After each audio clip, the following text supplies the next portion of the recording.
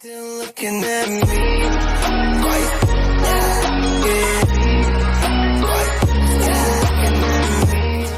Hey there, good afternoon folks, how are you doing? Mr. MA here at your service.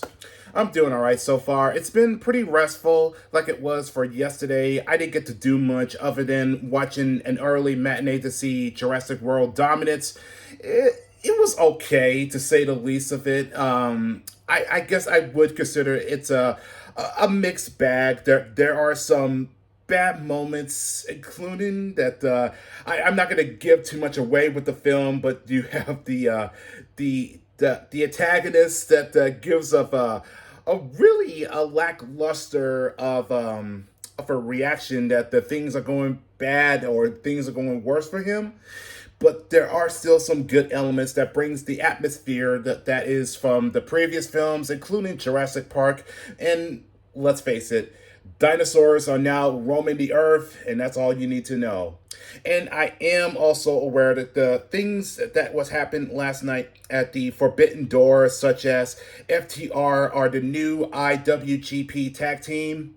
Moxley is the new interim AEW World Champion, and I just said Cesaro, didn't I? let me rephrase that.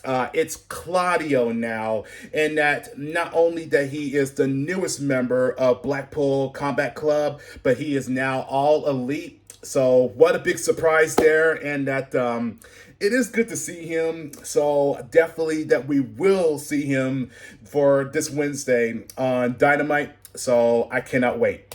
But other than that, I do got some new requests I am going to be working on throughout today and tomorrow. So definitely that for those who ask as a request or a recommendation, just sit tight because I will make it happen just for you guys. So with that said, let's start off with the first video, and let me ask you a simple question. Do any of you ever had a bad experience or ever play a bad Dragon Ball game? Well, I could tell you of numerous things, such as from sagas to Battle of Z, but there's one video that was from Matt McMuscles that came out a couple days ago, and just hearing the title, that just triggers my brain that I used to own that was years ago. And I'm talking about, which is the title, The Worst Fighting Game, and it's Dragon Ball Z Taiketsu. And if I'm not mistaken correctly, that this was the first fighting game that was ported to Game Boy Advance. And yes, I used to own it. I played that game, and back then I thought it was very interesting and fascinating because I was so accustomed to Dragon Ball Z Budokai series and Shin Budokai that came out on the PSP.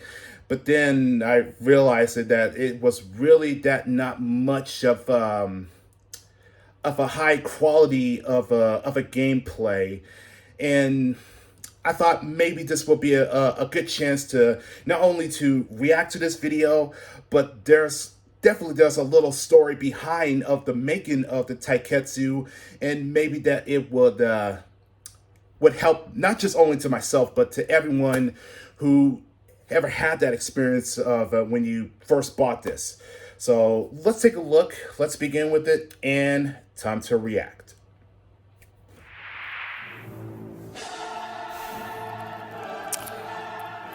I'll admit to say that I used to own Shaq Fu on the Sega. That was terrible. Welcome back to another edition of The Worst Fighting Game, my never-ending quest to make your dreams come true. I mean, to uncover something that can knock Criticom off its throne of polygonal feces. Over the last few months, I've noticed the name of a particular contender that many of you have been requesting, nay, wishing for me to take on. This is Dragon Ball Z Taiketsu, released in 2003 for the mighty Game Boy Advance, published by Atari Infogrames, and developed by Webfoot Technologies. This not only has the distinction of being a terrible fighting game, but the double stinky distinction of being the worst Dragon Ball game ever made. And that, Whoa, my wait a friends, minute. is That a is the lowest than lofty Sagas? claim. But we don't know for sure until we get it in the ring. So good old Webfoot, huh? The story goes that Webfoot's CEO just happened to be in the right place at the right time when Atari Infogrames nabbed the license to publish Dragon Ball Z games outside of Japan after the series had started to blow up in the West. Before that, only GT Final Bout had made its way over. Also, quick sidebar, with Atari in charge, that meant my beloved DBZ bid for power, the reason I bought Quake 3, was cruelly snatched away. Anyway, Webfoot wasn't exactly a bleeding edge studio, mostly focusing on low-key releases on DOS throughout the 90s, which made them perfect for Atari, who were always looking to make games on the cheap. And make games on the cheap they did. Webfoot started by working on the Legacy of Goku series, which I used to own that took a little game. bit to find its footing, but it wasn't long before that when Atari needed more DBZ. The appeal of the show was always in the fighting and Android I'm trying to 18, keep it so when the together. Budokai games started selling gangbusters on consoles, Atari put Webfoot to work on a fighter, one that was made under incredible duress, as they already had Legacy of Goku 2 on their plate, meaning That was they had to it deliver was both better an than the first RPG game. and a fighter within 6 months of each other. Webfoot made the first Legacy of Goku with a very small staff, so they hired up significantly to get its sequel out the door, but another small crew were tasked with Taiketsu, and what's more, for many on the team, it was their very first fighting game. I spoke to Gary Swanson, the background designer on Taiketsu, who was willing to share some war stories on how this all came to be. So Taiketsu was started while LOG2 was in production. I believe a team in Michigan was developing it. A couple of people on the Legacy of Goku 2 team wrote up a design document, but the plan was that this team in Michigan was going to make the game while we were finishing up LOG2. However, once LOG2 wrapped up, the team moved over to finish Taiketsu. In addition to Legacy of Goku 2 and Taiketsu, we were also working on a game called Saiyan Smash when we could. Honestly, when you work in licensed video games in the 2000s, everything is always rushed. The fact that we managed to improve LOG2 so much over the original was because we desperately wanted to make a good game, but we didn't have enough time. We never did. Everything was rushed.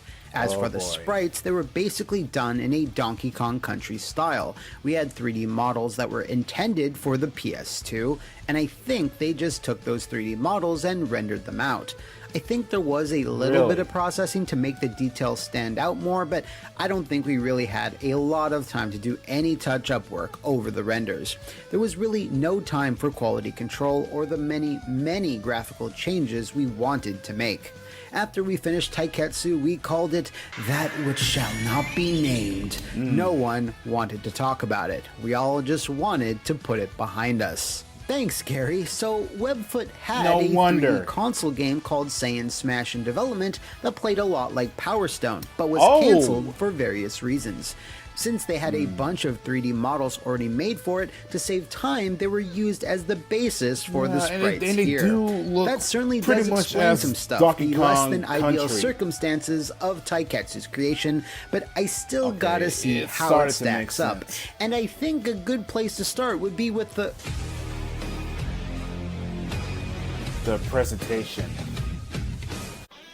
So, even though we know the reason why the sprites look like this, that doesn't change the fact it's still one of the ugliest things ever created by humans. I'm ugly and I'm proud.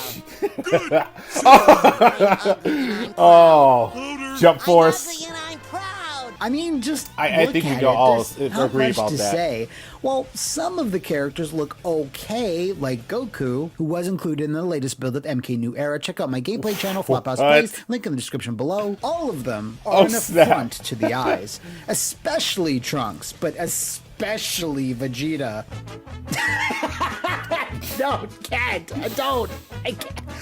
That is take the another worst one of walk those. cycle Jesus ever for Christ. Vegeta. Anyway, there That's are bad. certainly some things to say about the roster, cause it's pretty pathetic. Or is it? When you first boot up the game, you're presented with Goku, Piccolo, Gohan, Krillin, Trunks, Vegeta, Android 18, and that's it. That's 7 characters, which is pretty sad for a game released in 2003. But if you grind your ass off and play through a bunch of modes, you unlock more characters than what you even started out with. Boo, Android 16, Nappa, Raditz, Frieza, Cell, Gotenks, and Broly making his North American video game debut, no less. He was even a back-of-the-box feature. So you actually end up with a pretty decent roster once you put some time into it, but that requires you to play a lot of DBZ Taiketsu, which I honestly don't recommend. Anyway, once you do start playing some matches, you'll notice something specific about the presentation. Or lack thereof.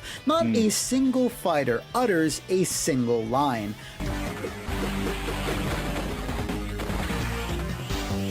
For having such an iconic voice cast, Don't you lecture me with your $30 haircut. and the GBA being more than capable of speech, this is a huge letdown. No Kamehameha, special beam cannon, nothing. If you close your eyes and think about the DBZ games from the early 2000s, you can't help but hear the voices, so we gotta fix this somehow. Burning attack! What the fuck was that? Yeah, Principal kid. Get out of my fucking timeline! Yeah, that'll do. In addition, some things in the game are just plain wrong. Certain characters like Cell, Boo, and Broly are exclusively played in a particular form. In Cell's case, it's his imperfect guise, but his portrait is clearly the opposite. Same thing with the other two. Their alternate forms only appear briefly during select super animation, so you can't actually power up and play as Super Boo, for example. And yet he's on the commie damned front cover. Then it's like, why is there a weird crunching sound whenever you finish a match and get shown the results screen? Is that Goku eating an apple? There's a lot of stuff like this all over Taiketsu. They're not major problems, mind you, they're just fucking weird. What is a problem are the endings. Just the same wall of text over a background that's always telling you about some inane thing a character does after defeating all the villains. So, like, Goku's is just some passive-aggressive shit about Chi-Chi, because of course it is. And really, that wraps up the presentation. Not so hot. Even if the sprites were rendered in a traditional way, it wouldn't matter too much, because Taiketsu's biggest problems lie more in the mechanics. Before we crash into the mechanics in a Yamcha-shaped crater, let's go over the modes really quick, as it's actually something the game excels in. Taiketsu contains an arcade ladder called Tournament, a time challenge, an endurance mode, a harder endurance mode, and a training option. I don't think I've Not never bad, done although any you do of have to endurance. unlock the majority of them. I just basically Whenever just you went to compete the arcade, in any that's of these it. modes, you accrue points that actually have a function. Unlocking things in the I mean Z-Store. Some of this stuff is really mundane by today's standards. I mean, who cares about a random pixelated screen grab from the show? But others are halfway decent. This is where you spend those points to unlock the additional game modes I mentioned earlier, but it's the settings where things get interesting. It contains match modifiers like a faster clock, invisible fighters, unlimited supers, and one-touch knockouts. This is actually a pretty cool feature and a decent way to extend replayability, and speaking of which, Webfoot threw in 2-player link cable support, which isn't worth anything nowadays, but good on them for including it. As for the mechanics, every fighter in Taiketsu plays the exact same. To use anything requiring ki, you have to power up by holding the shoulder buttons. Only then will you have access to your 1 standard projectile attack and your 3 supers, with each one corresponding to 1 level on the bar. Every character's default moveset and buttons function identically. The same stubby punch, the same crazy reach on their sweep, the same uppercut, etc., etc. Also, there's no Every distinct characters do Street the Fighter same special uppercut. moves at all. The only thing that makes each character unique is their supers. Now, it's bad enough there's no variety amongst the normal attacks, but the stiff animation in conjunction with the awful sprites makes everything just so bad. There's also these cookie cutter combos that everyone can perform, but I don't know why you'd bother. You can't link them into supers, and they're limited to like 4 hits. The only other mechanic is the sky battles, and I gotta be honest here, they're fucking hilarious. Jesus Christ.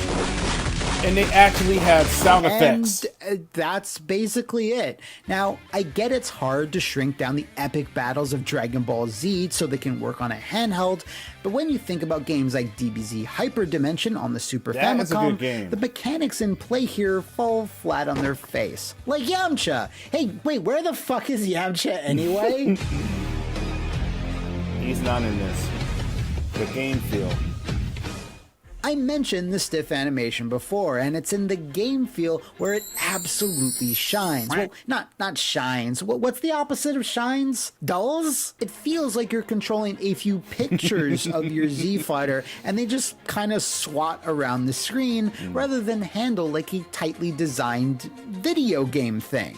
Inputs for supers are also really unresponsive, with a lot of the commands just being kind of strange, like they're from Primal Rage or something. Listen, I'm just going to keep this section short by saying that if I could liken the moment-to-moment feel of Taiketsu to anything else, well, that would be Human Killing Machine. Whew, just like the first Legacy of Goku, there is a nugget of a decent game here, and while Webfoot was able to vastly improve on their action RPG series and its subsequent sequels, they didn't get that chance with Taiketsu. It was absolutely annihilated in review outlets of the day, but despite that, managed to sell over 600,000 copies, which is more of a statement about DBZ's rabid 2000s era fan base than anything else.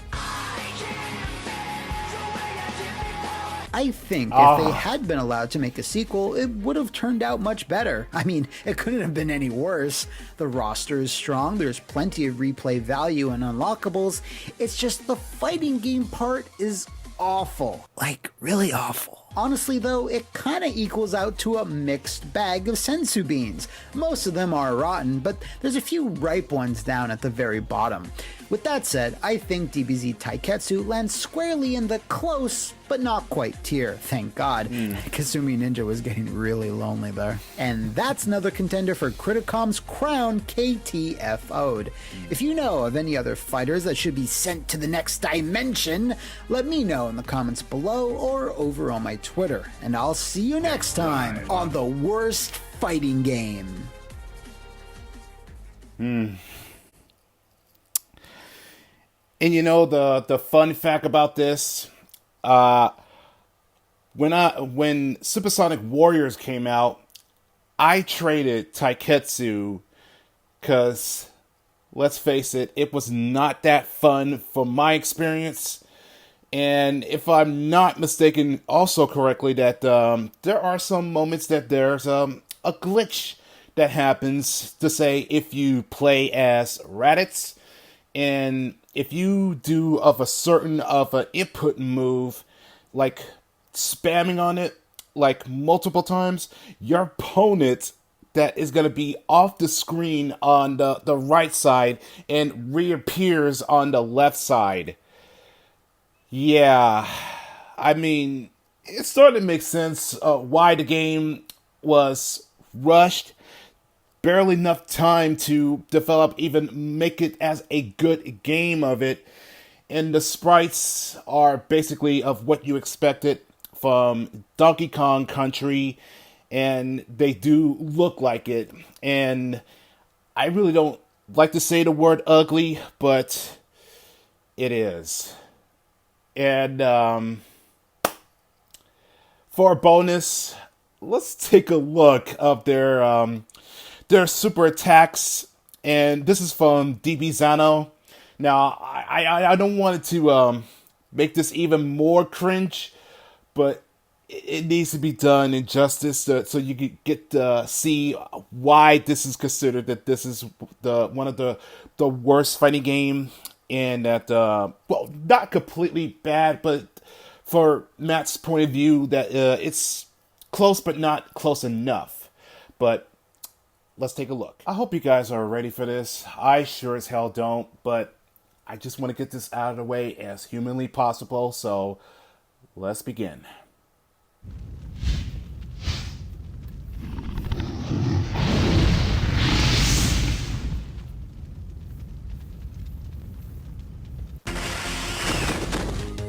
Standard Kamehameha. Now, this is okay, but the frame could have been a little closer to his hands. Just saying.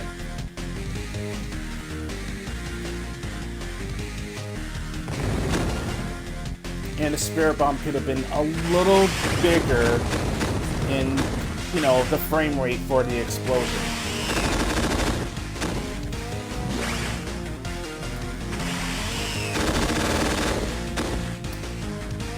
It's a cool animation, but could have been even bigger for Gohan's Super Kamehameha.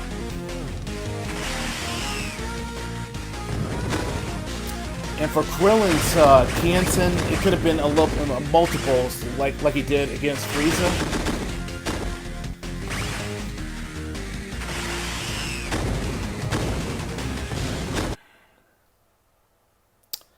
Now, tell me, when do you ever get to see 18 fire rockets or missiles that's coming to her back? Surprisingly, not to her booty. I guess they were thinking of Sector from Mortal Kombat and thinking that this would be clever because the only standards are mostly photon waves. And of course, Kienzen that she also do also. But this is the dev's idea for having this. Let's continue.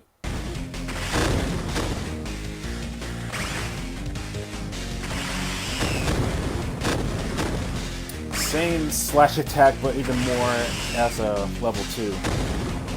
Burning attack. That's okay. That's fine.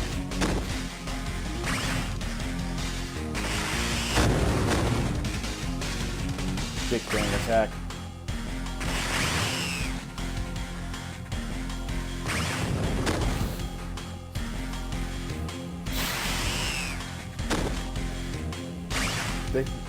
Yeah, I keep forgetting that there was not enough time to make a good game for this, but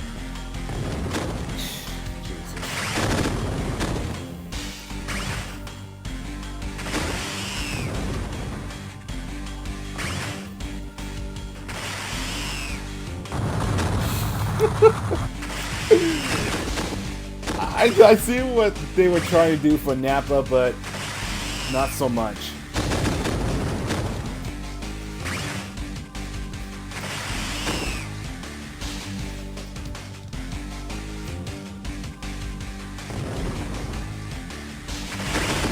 Gotenks is okay, but they could have had Piccolo in it.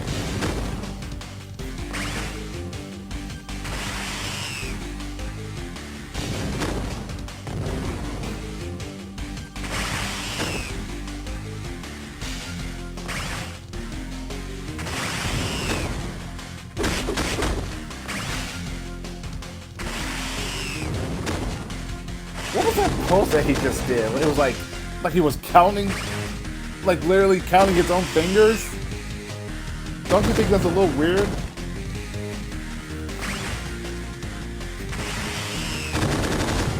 Now, that is cool. I just wish they could have did the same for Goku.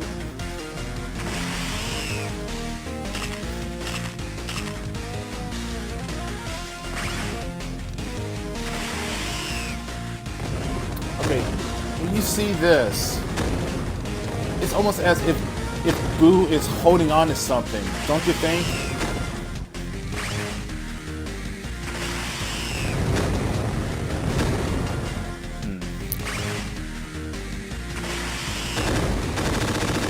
Okay, now don't get me wrong about Broly's level 3 super, because that was pretty effort, because it looks like he's doing a thunderclap, and that released a full blast that just takes half of the screen, so it's decent.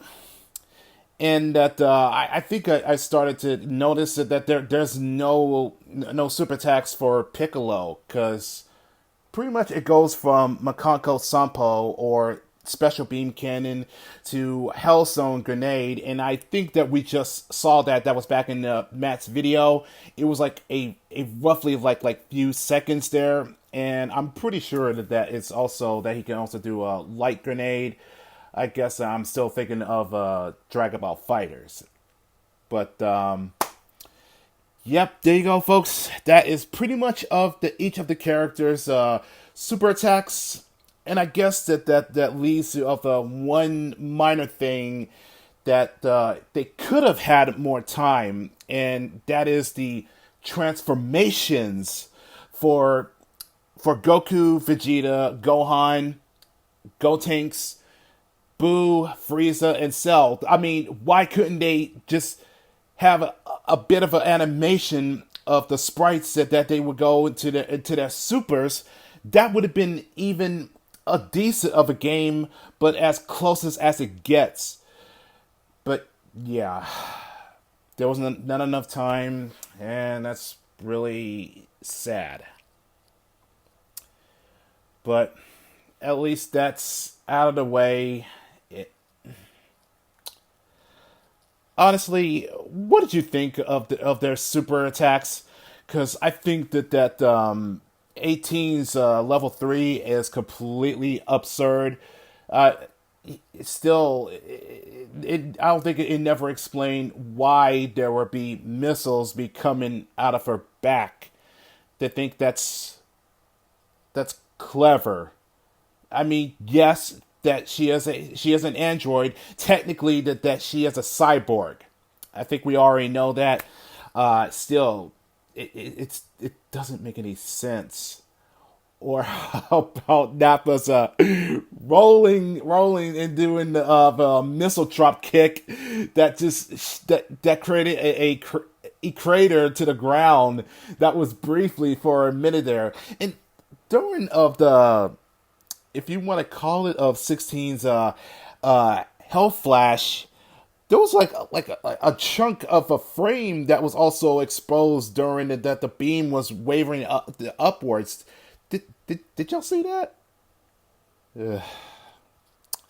Well, I think I'm gonna wrap this up, and that now I'm gonna put that behind me. So that was the worst fighting game from Matt McMuscles in all of the super attacks except for Piccolo from DB Zano. So if you guys enjoy that, leave a like and also leave the comments down below. And that if you have any of a share of bad experience when it comes to Dragon Ball games that are bad or worse, just let me know and we could talk about that. But stay tuned because there are more reactions on the way. So with that, take care and be safe.